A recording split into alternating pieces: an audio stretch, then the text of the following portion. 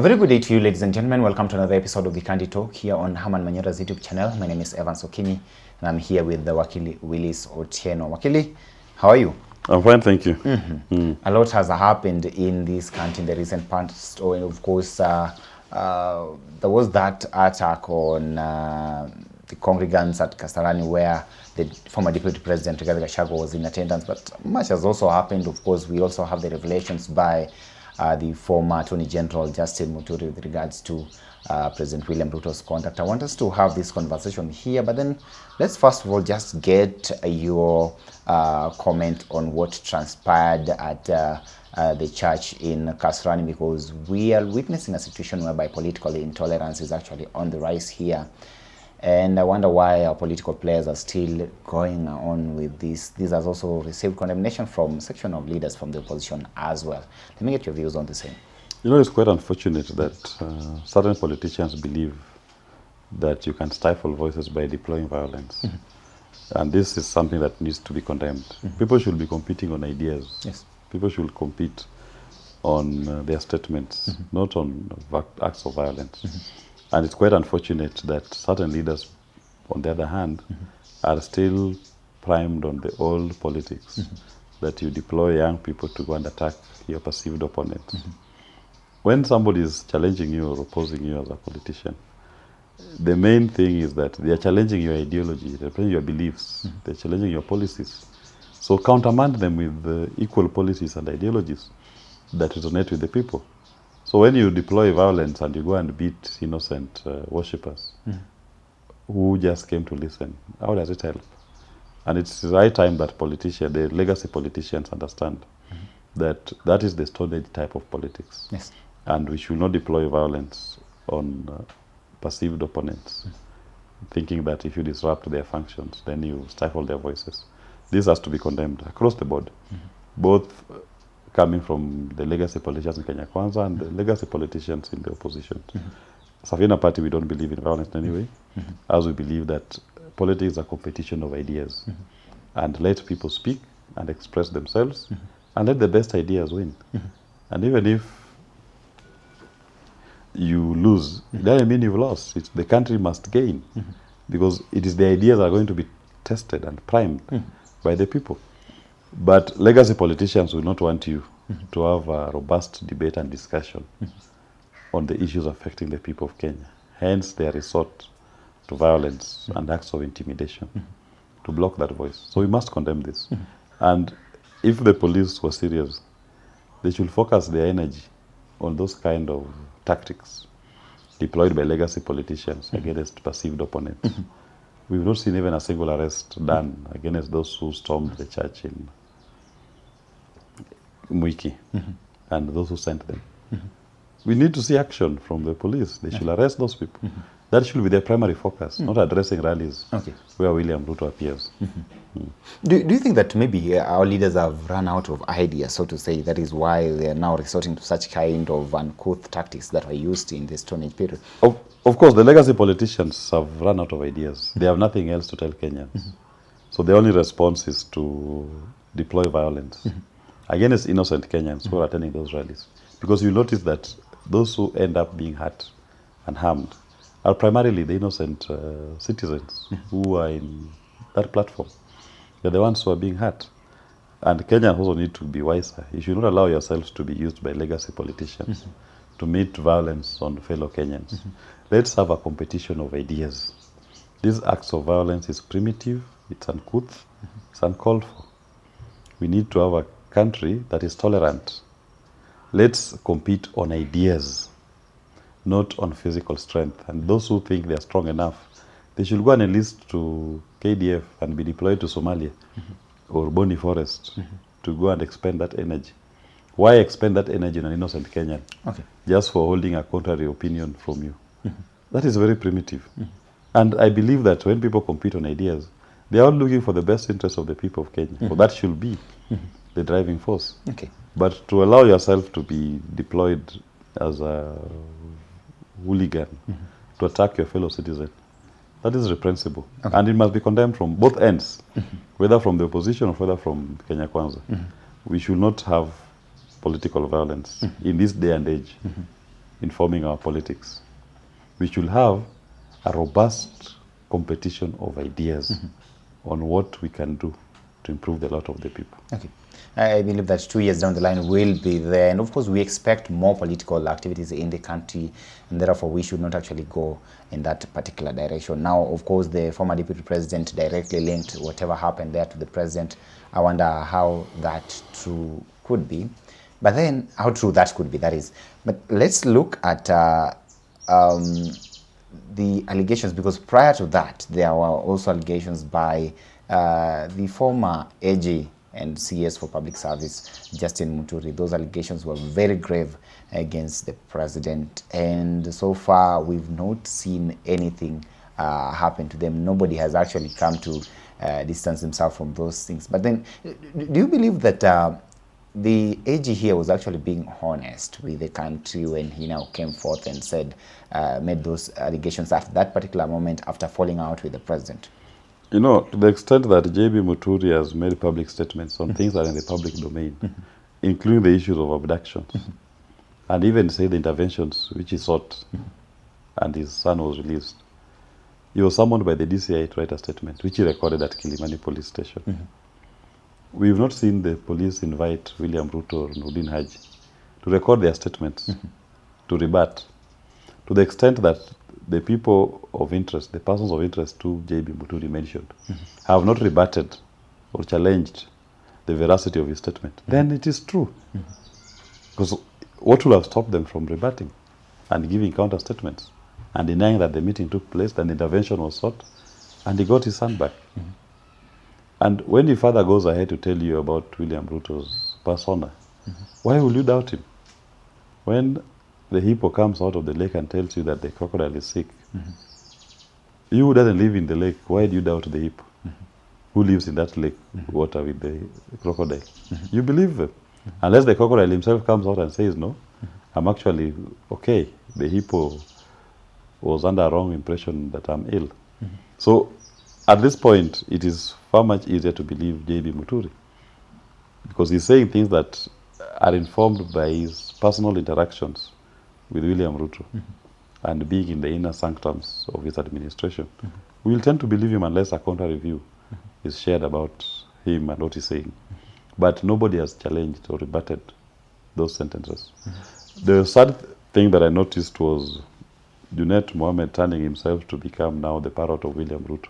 Yeah, to speak in response and to say about now they need to bring up the issue of his role in procurement, in the putting up of the Bunge Towers. That same Junet was in Parliament approving JB Muturi's appointment as Attorney General and as CS. Why has he never done this before? You know, it tells you our legacy politicians are very useless. They believe in deals for themselves. What is convenient for me today? Because if he was genuine and informed by a desire to achieve accountability to the people of Kenya, at the point of JB Muturi's vetting in Parliament, that question should have been a question on the floor of the House for him to account for whatever things he's now raising at a public baraza in Mombasa. He should have raised them on the floor of the House and questioned him on those things. And we get an answer. So what now has driven him? What motivates him to speak now? It tells you sometimes the folly of some of these legacy politicians, that they believe politics is just an opportunity to lie to Kenyans and to hoodwink them. That today, JB is good because you're in broad-based government. He walks out of broad-based government, now he's bad. Now you start raising the issues of Bunge Towers. That type of politics belongs to the past. And those are the things that Safina Party we aim to eradicate in our politics. That people need to be honest in their dealings. The question of accountability, the quest for accountability, should not be premised on convenience of the day. If you have any information about JB's role in the Bunge Towers, do it as a matter of principle, regardless of his political stance. Not that when he's supporting your political side is good. When he says things that are not palatable to you, then now he becomes a bad person and you're threatening him. We must call out Junet. Why should he keep lying to us? It's the same things they used to say about William Ruto being a bad person. Today, William Ruto is Gabriel Angel. and that we should support him. I think there should be a limit to how much lies Kenyans can be fed and for how long they can be manipulated. And Kenyans need to gain the courage to tell off these legacy politicians.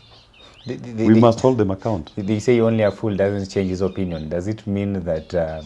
but this is not an opinion. This is not an opinion. This is a question of accountability. It's fact. Okay. He was either complicit in certain things in the Buget House or not. That's not an opinion. Okay. That's fact. You can change your opinion, but you cannot change facts. So if you believe that JB was involved in the Buget House, then do it. You should have done it from the beginning. Okay. And you should do a process that explains the expenditures from the beginning. But if you were quiet before, so you knew about this, so you became an accomplice. You are an accessory to the fact. If at all there was a corrupt dealing. So don't keep it as an arsenal to be used at an appropriate political moment. That is what legacy politics is perpetuating, that we reject. We must be very brutal with the truth. And there are three things I've told you cannot hide: the sun, the moon, and the truth. Legacy politicians are trying to hoodwink us. We must call them out. Of course, the clouds can hide the moon. They cannot hide the moon. The moon will always reveal itself. The moon will always reveal itself. Let's have it here, Wakili. In a functional, rather in a serious and functioning democracy, and a country that is led by the rule of law, what would you assume would be the consequences of the allegations by CS Muturi on the president alone? You will expect that if there is tangible evidence in support of those allegations, then we should be discussing the suitability of William Ruto to continue serving as president. And you will expect Parliament to, for example, summon J.B. Muturi to set up a select committee to inquire into those allegations. Because those are serious allegations. They are not being made by your local vagabond. They are being made by your former Attorney General and Cabinet Secretary in charge of public service. You will want to see some digging in by the institutions of accountability to get to the bottom of it and ascertain if there is indeed some truth in it, and whether, in light of those revelations and evidence, if it is available, William Ruto should continue to serve as president. And if not, then he should also make necessary sanctions against Muturi if there are wild allegations made to achieve a political score. But legacy politicians will not want that. Legacy politicians will want to put you in a space where all these are just reduced to political banter. We are not a functioning society in terms of our politics. Our politics of bereft of ideas. Okay. It's a politics of failure. And the leadership has failed. That is what legacy politics is about. And Kenyans have to decide. If you want to continue with the legacy politics, they are there. That becomes a lot. But if you want to see a functioning society, then we must start thinking through who are the people we elect to leadership. And are they going to be true to the rule of law and the spirit of our constitution and its letter? Legacy politicians cannot achieve that. Okay.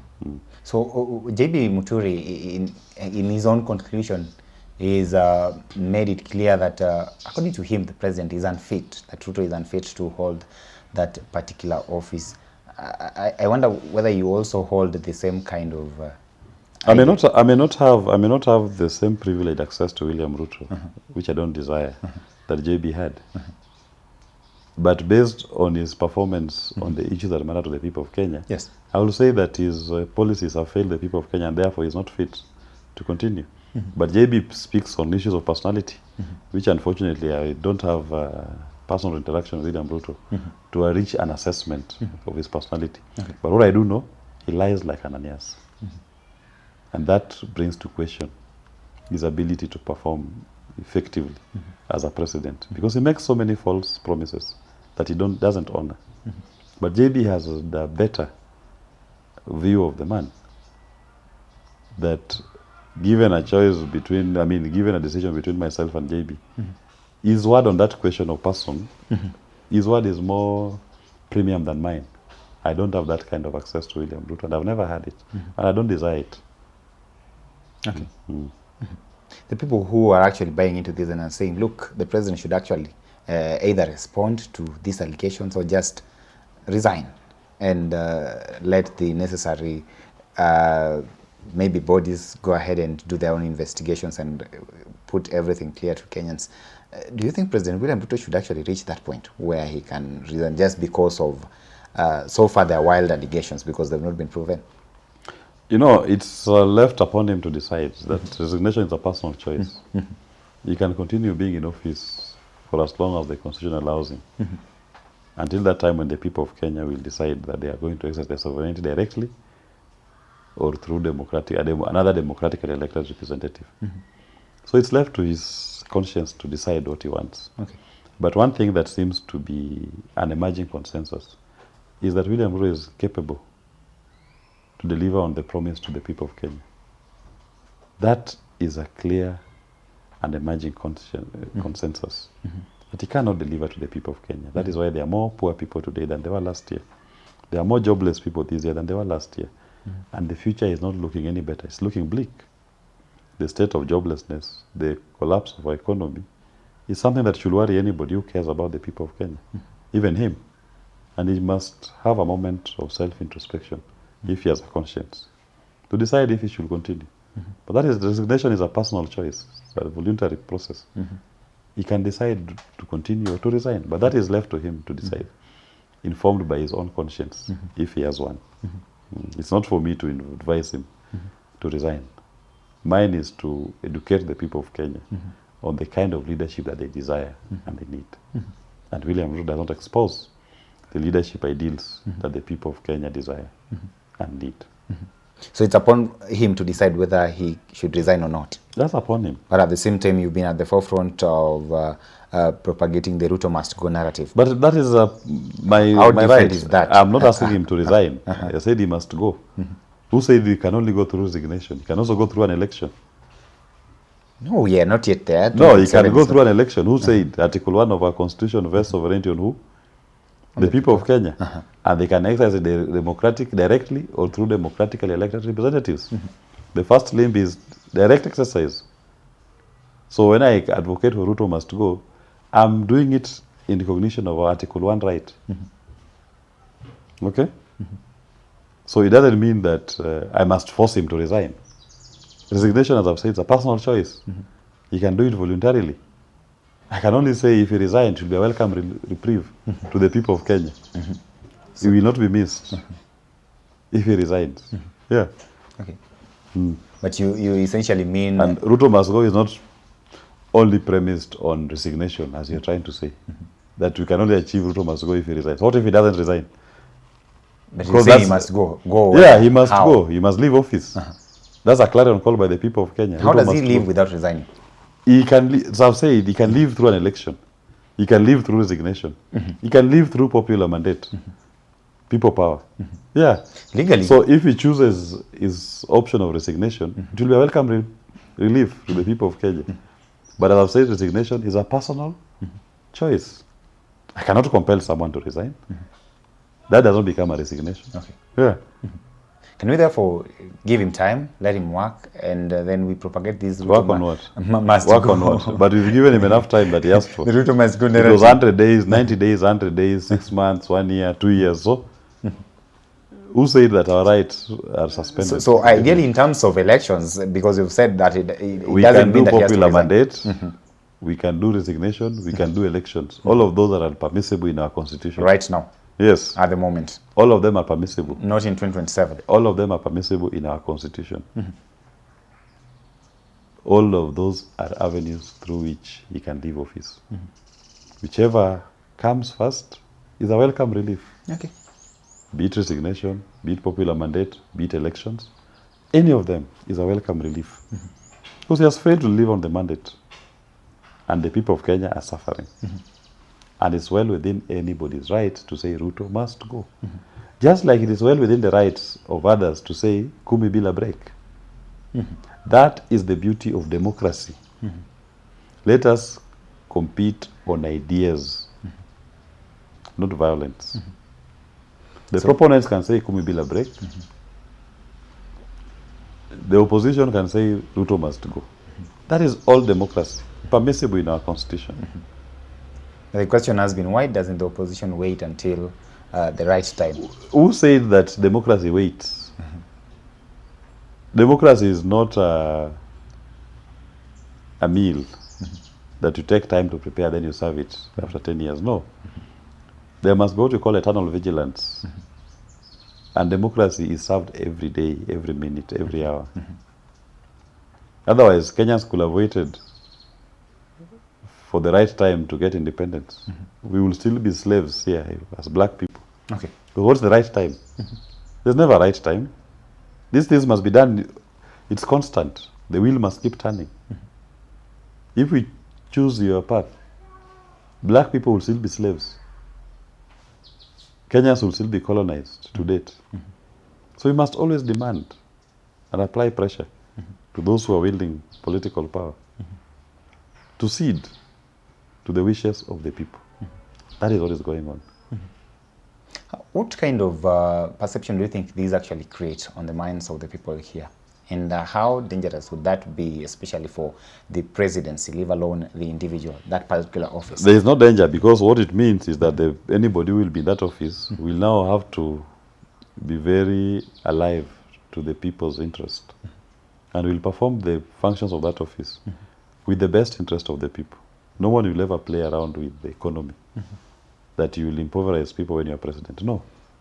It will be a very good relief to our political culture and our governance, because now we'll have leaders who are truly servants leaders, that are serving to the best interest of the people. Because ultimately, true power resides in the people, not the legacy politicians. Leaders will be going there to serve the people, not to pursue their own personal gratification. So it will not be a threat to our democracy. It will actually be a self-actualization and maturity of our democracy when this is done. Well, ladies and gentlemen, that is it from the Candid Talk here. Well, therein you've heard about the people, the Ruto must go side, and of course the Kumi Bila break kind of debate. That is a very big conversation that will be coming up, and of course our eyes are here yet to establish which side will actually carry the day when it comes to elections in 2027. Weigh in and tell us what you think about all that is taking place in this country with regards to the revelations of Justin Muturi, as well as all that took place in that church in Kasarani. Allow me to stop for now. Thank you for tuning in. My name is Evans Okinyi.